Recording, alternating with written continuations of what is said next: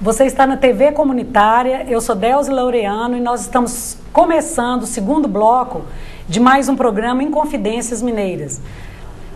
Me ajuda nessa apresentação o Frei Gilvander Moreira, que é frade carmelita e já é conhecida aqui da TV Comunitária, grande mobilizador social conhecido aqui. Muita alegria e grande responsabilidade. Sim, e hoje nós estamos entrevistando o Yuri Valente Debien.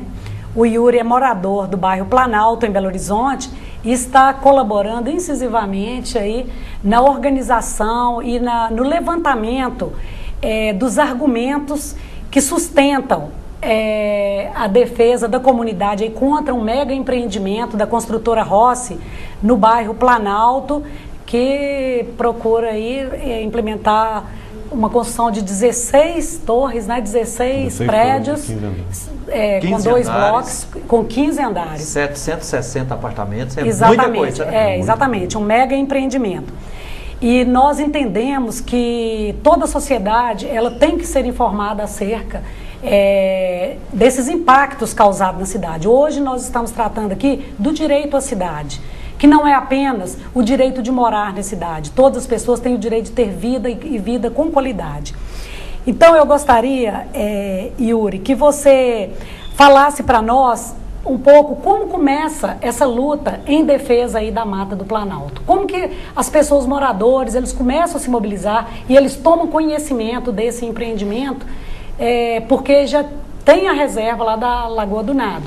E agora também a Mata do Planalto já com risco de sofrer, né, essa agressão ambiental lá com esse mega empreendimento.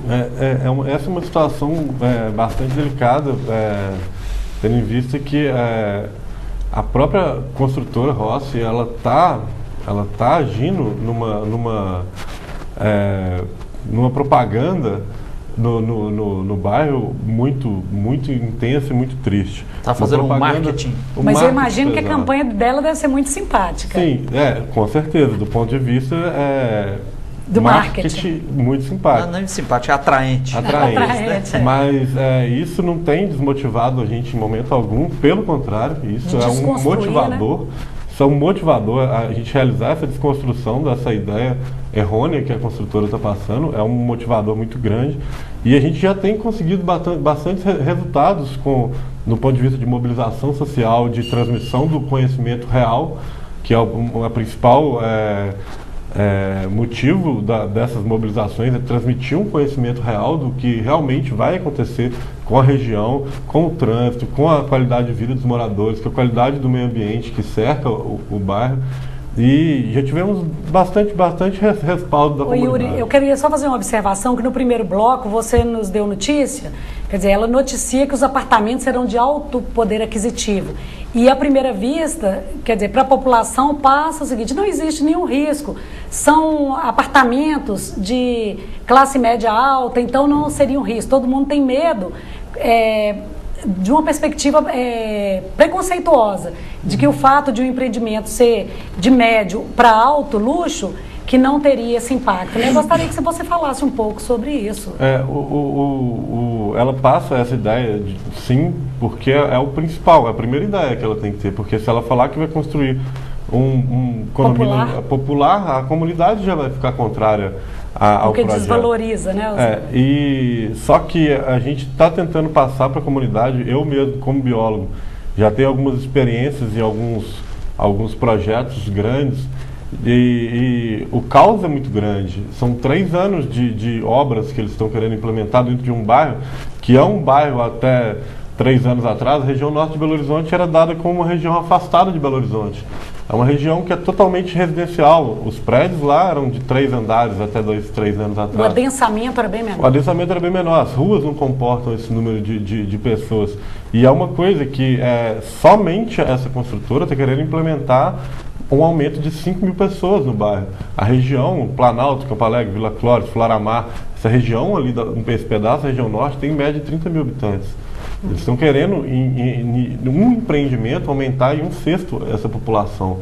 Fora, ressalvando ainda que, fora esse empreendimento da Rossi, estão tendo outros empreendimentos no bairro. A região está crescendo muito. Nós contamos mais de 1.000 unidades habitacionais que seriam apartamentos sendo construídos na região, que seria mais um aumento de mais umas 6 a 7 mil pessoas. Então seria para aumentar o número de automóveis, né? Violência, assalto. Não existe escola para esse número de pessoas na região. Os postos de saúde não comportam esse número de pessoas. Os hospitais não comportam.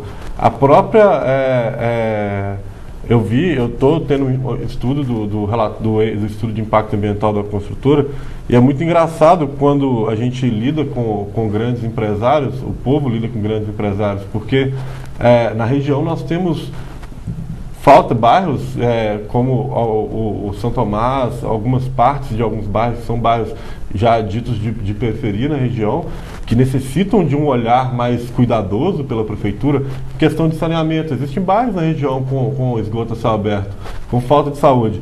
E a Copasa, para essas pessoas de baixo poder aquisitivo, essas empresas que lidam por isso, não somente a Copasa, como outras empresas que mexem com essa parte, mas citando a Copasa, prestadores de serviço, elas negam, falam essa demanda para essas pessoas, mas um empreendimento de 5 mil habitantes, existem laudos que comprovam a viabilidade, o interesse desses empreendedores. Isso é que eu gostaria que você mostrasse para o telespectador o seguinte: você até trouxe aí uma cópia do estudo de impacto ambiental. Vocês, quer dizer, todos os mobilizadores sociais, vocês estão mergulhados em cima estudando. A empresa, ela apresenta estudos deste impacto, por exemplo, de vizinhança, de atendimento. Na saúde do povo. De vizinhança, por exemplo, nós já falamos aqui do transporte, de todos os serviços públicos que terão que ser prestados para essa população. Quer dizer, se a região já é carente, todo esse estudo foi feito pelo empreendedor? Uma grande maioria foi, uma grande parte dele, né? Apesar de que a gente já identificou a falta de alguns estudos. Mas é uma situação até delicada, porque a partir do momento que você, não querendo colocar em dúvida, em xeque a ética dos profissionais que fizeram esse estudo, mas isso acontece no Brasil inteiro. A partir do momento que você você presta serviço para uma determinada empresa, você acaba instintivamente ou não tendencializando o conhecimento e os fatos para que ajude o empreendedor. Não há uma imparcialidade, tendo em vista que é ele que paga o seu salário. Então, você não vai contra um relatório contrário a uma empresa particular.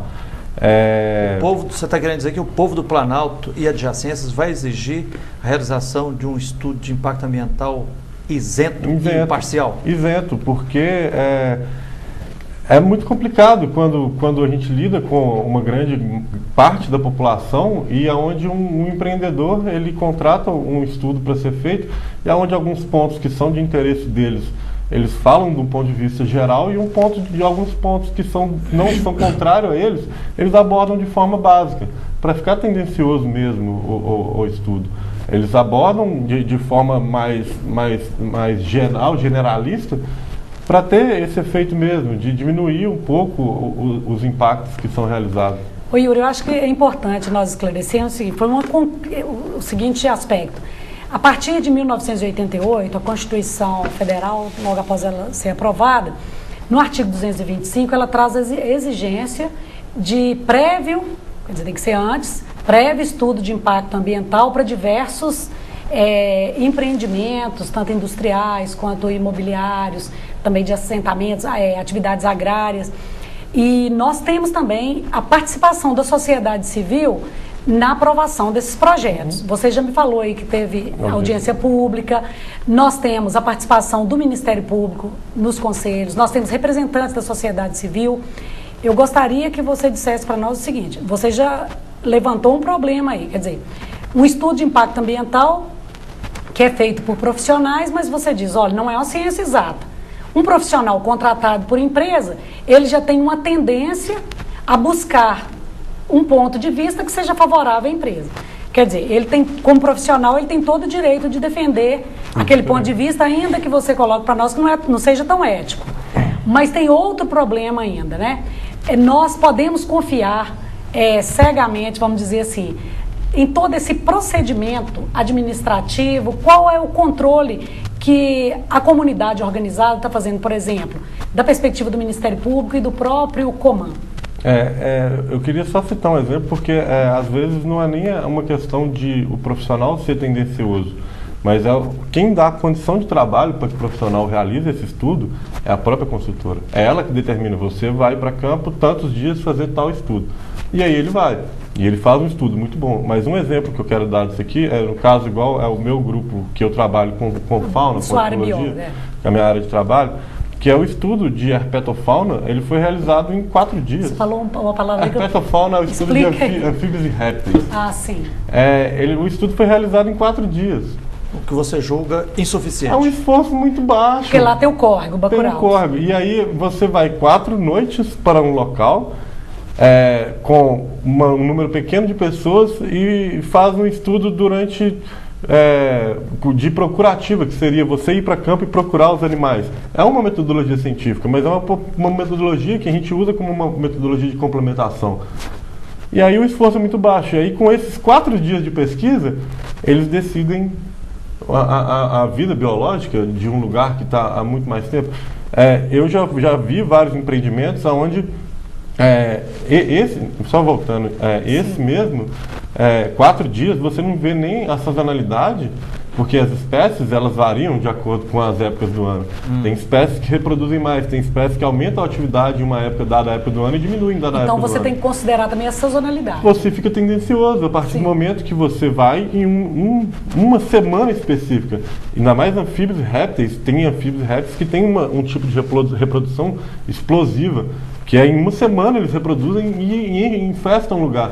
E se eles tivessem estudado em um lugar que não era essa semana?